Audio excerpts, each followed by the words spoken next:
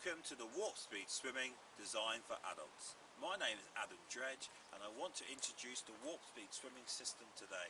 Concept number 1 covers the basic fundamental aqua stretching and aqua movement. It's important that an adult really understands how water works when they get into the pool.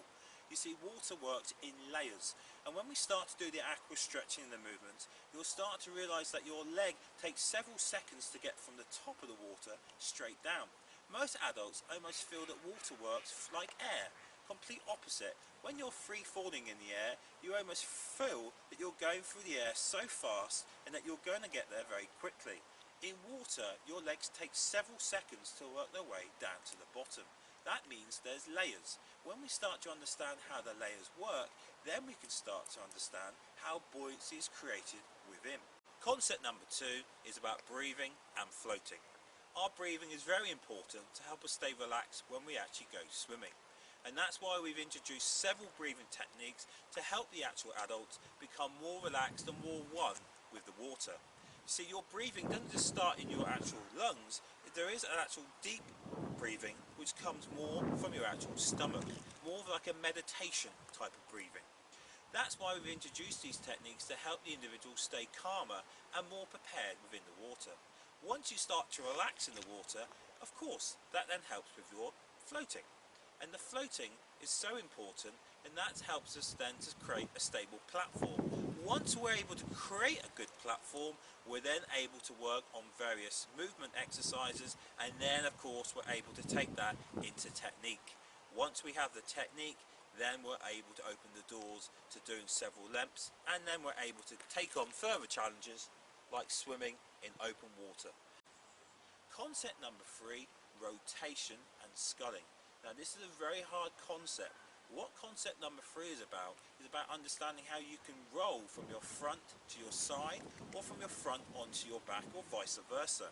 This is so important because when you start to understand that you can stay level and you can rotate from your front to back, you start to feel a lot more relaxed within the water, i.e. you have a basic understanding of being safe. And when you're utilising your sculling movements, you can utilise your hands not only to help with the rotation, but you can utilise your sculling movements to help you generate some power to then start moving through the water. Concept number 4 is basic travel.